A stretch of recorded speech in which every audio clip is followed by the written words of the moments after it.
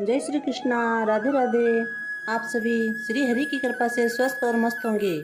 आइए आज हम सुनते हैं गीता जी का 11वां महात्म्य। श्री महादेव जी कहते हैं, प्रिय, गीता के वर्णन से संबंध रखने वाली कथा एवं विश्व रूप अध्याय के पावन महात्म्य को श्रवण करो। विशाल नेत्रों वाली पार्वती, इस अध्याय के महात्म्य का पूरा वर्णन नहीं किया जा सकता है। इसके संबंध में सहस्त्रों कथाएं हैं। उनमें से एक यहाँ कही जाती है। प्रणीता नदी के तट पर मेघकर नाम से विख्यात एक बहुत बड़ा नगर है।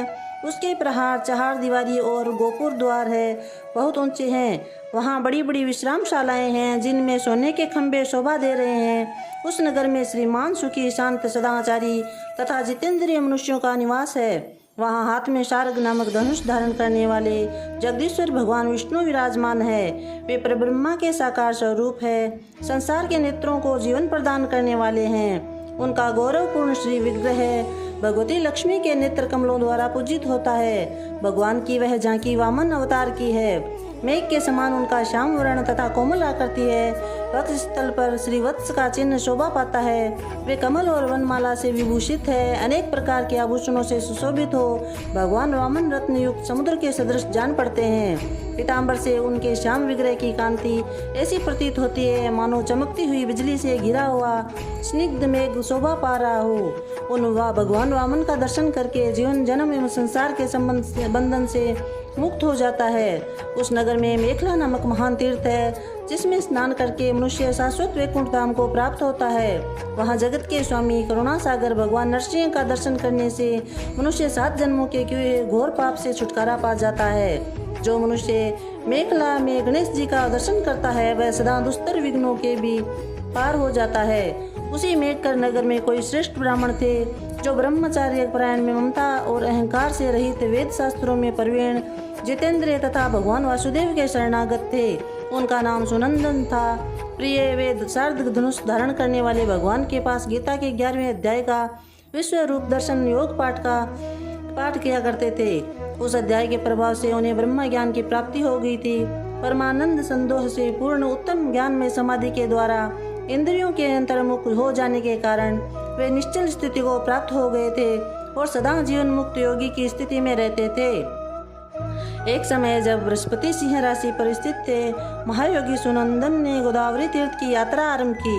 वे क्रमश वीर तीर्थ, तारा तीर्थ, कपिला संगम, अष्ट तीर्थ, कपिला द्वार, नरसिंहवन, अंबिकापुरी तथा करस्थानपुर आदि क्षेत्रों में स्नान और दर्शन करते हुए विवाह मंडप नामक नगर में आए। वहां उन्होंने प्रत्येक घर में जाकर अपने ठहरने के लिए स्थान मांगा, परंतु कहीं भी उन्हें स्थान नहीं मिला। अंत में गांव के मुखिया ने उन्हें एक बहुत बड़ी धर्मशाला दी। ब्राह्मण ने साथियों सहित उसके भीतर जाकर रात में निवास किया। सवेरा होने पर उन्होंने अपने को धर्मशाला के बाहर पाया, किंतु उनके और साथी नहीं दिखाई दिए। वे उन्हें खोजने के लिए चले।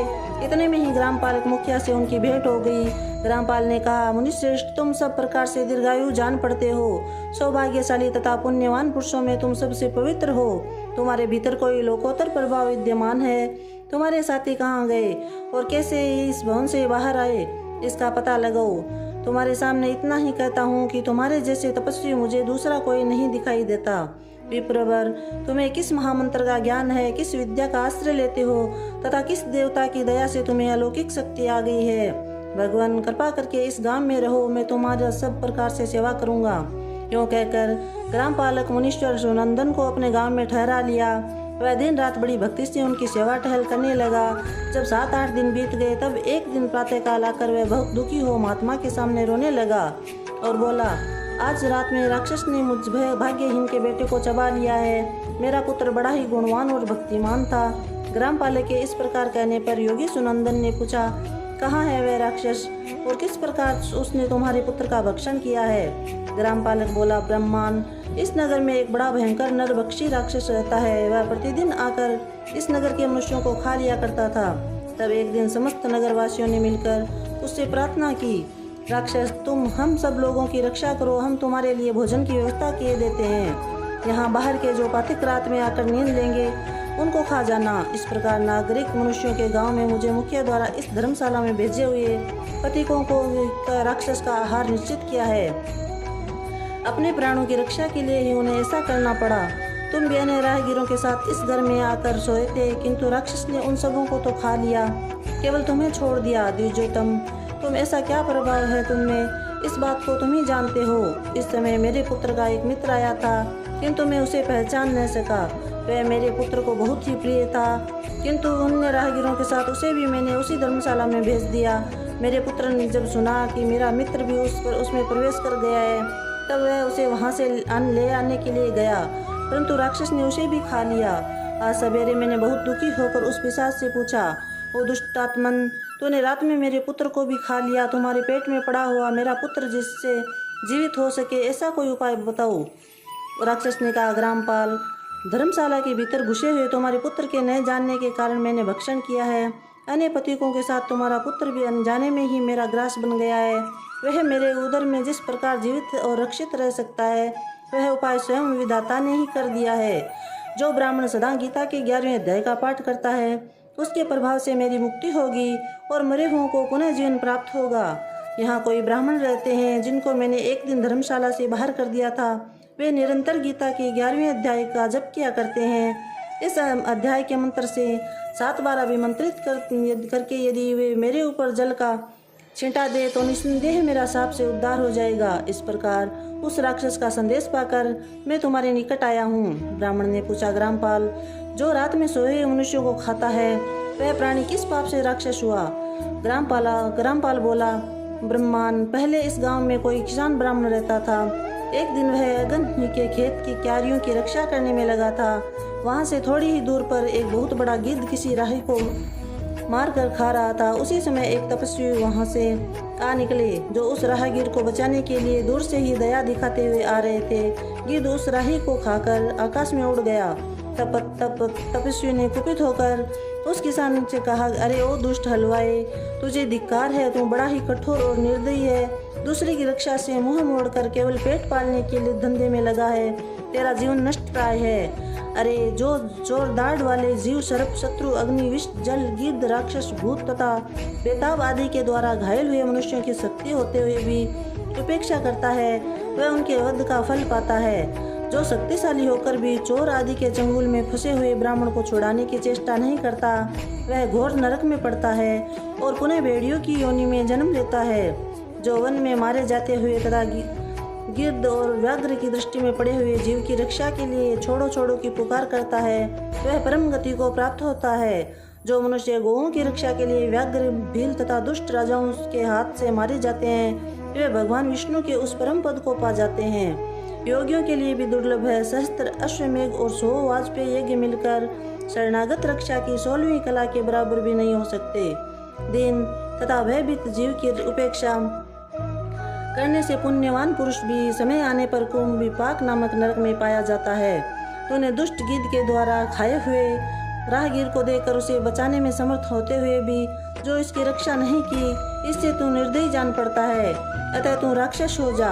हलवाहा बोला, महात्मन, मैं यहाँ उपस्थित अवश्य था, किंतु मेरे नेत्र बहुत देर से खेत की रक्षा में लगे थे, अतः पास होने पर भी गिद्ध के द्वारा मारे जाते हुए इस मनुष्य को मैं नहीं जान सका, अतः मुझ दिन पर आपको अनुग्रह करना चाहिए।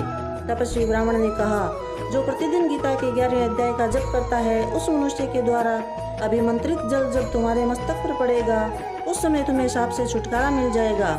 यह कहकर तपस्वी ब्राह्मण चले गए और वहाँ हलवाहा राक्षस हो गया। अतः द्विजश्रेष्ठ, तुम चलो और 11वें अध्याय से तीर्थ के जल को अभिमंत्रित करो, फिर अपने ही हाथ से उस राक्षस के मस्तक पर उसे छिड़क दो। ग्रामपाल की यह सारी प्रार्थना सुनकर ब्राह्मण का हृदय करुणा से भर आया। वे बहुत अच्छा कहकर उसके साथ राक्षस के निकट चले गए। वे ब्राह्मण योगी थे। उन्होंने विश्वरूप दर्शन नामक 11वें अध्याय से जल अभिमंत्रित करके उस राक्षस के मस्तक पर डाला। गीता के 11वें अध्याय के प्रभाव से वह शाप से मुक्त हो गया। उसने राक्षस का देह का परित्याग करके चतुर्भुज रूप धारण कर लिया तथा उसने जिन सहस्त्रों पथिकों का भक्षण किया था, वे भी शंख, चक्र एवं गदा धारण किए हुए चतुर्भुज रूप हो गए। तत्पश्चात वे सभी विमान पर आरूढ़ हुए। इतने में ही ग्रामपाल ने राक्षस से कहा, निशाचर, मेरा पुत्र कौन है, उसे दिखाओ। उसके यों कहने पर दिव्य बुद्धि वाले राक्षस ने कहा, ये जो तमाल के समान श्याम 4 भुजाधारी माणिक्य में मुकुट से सुशोभित तथा दिव्य मणियों के बने हुए कुंडलों से अलंकृत है। हार पहनने के कारण जिनके कंधे मनोहर प्रतीत होते हैं, जो सोने के भुजबंधों से विभूषित कमल के समान नेत्र वाले, स्निग्ध रूप तथा हाथ में कमल लिए हुए हैं और दिव्य विमान पर बैठकर देवता को प्राप्त हो चुके हैं, इन्हीं को अपना पुत्र समझो। ये सुनकर ग्रामपाल ने उसी रूप में अपने पुत्र को देखा और उसे अपने घर ले जाना चाहा। ये देख उसका पुत्र हंस पड़ा और इस प्रकार कहने लगा। पुत्र बोला, ग्रामपाल, कई बार तुम भी मेरे पुत्र हो चुके हो। पहले मैं तुम्हारा पुत्र था, किंतु अब देवता हो गया हूँ। इन ब्राह्मण देवता के प्रसाद से विकुंठ धाम को जाऊंगा। देखो, ये निशाचर भी चतुर्भुज रूप को प्राप्त हो गया है। 11वें अध्याय के माध्यम से ये सब लोगों के साथ श्री विष्णु धाम को जा रहे हैं। अतः तुम भी इन ब्राह्मण देवता से गीता के 11वें अध्याय का अध्ययन करो और निरंतर उसका जप करते रहो। इसमें संदेह नहीं है कि तुम्हारी भी ऐसी ही उत्तम गति होगी। तात मनुष्य के लिए साधु पुरुषों का संग सर्वथा दुर्लभ है, वह भी इस समय तुम्हें प्राप्त है। अतः अपना अभिष्ट सिद्ध करो। धन, भोग, दान, यज्ञ, तपस्या और पूर्व कर्मों से क्या लेना है। विश्व रूपाध्याय के पाठ से ही परम कल्याण की प्राप्ति हो जाती है। पूर्णानंद संदोह स्वरूप श्री कृष्ण नामक ब्रह्मा के मुख से कुरुक्षेत्र में अपने मित्र अर्जुन के प्रति जो अमृतमय उपदेश निकला था, वही श्री कृष्ण का परम तत्विक रूप है। तुम उसी का चिंतन करो और वह मोक्ष के लिए प्रसिद्ध रसायन है। संसार भय से डरे हुए मनुष्यों की आदि व्याधि का विनाशक तथा अनेक जन्म के दुखों का नाश करने वाला है। मैं उसके सिवा दूसरे किसी साधन को ऐसा नहीं देखता, अतः उसी का अभ्यास करो। श्री महादेव जी कहते हैं, यूं कहकर वह सबके साथ श्री विष्णु के परम धाम को चला गया। तब ग्रामपाल ने ब्राह्मण के मुख से उस अध्याय को पढ़ा। फिर वे दोनों ही उसके महात्म्य श्री विष्णु धाम को चले गए। पार्वती, इस प्रकार तुम्हें 11वें अध्याय की महात्म्य कथा सुनाई है। इसके श्रवण मात्र से महान पातकों का नाश हो जाता है। बोले श्री कृष्णचंद्र भगवान की जय। जय श्री कृष्णा। राधे राधे।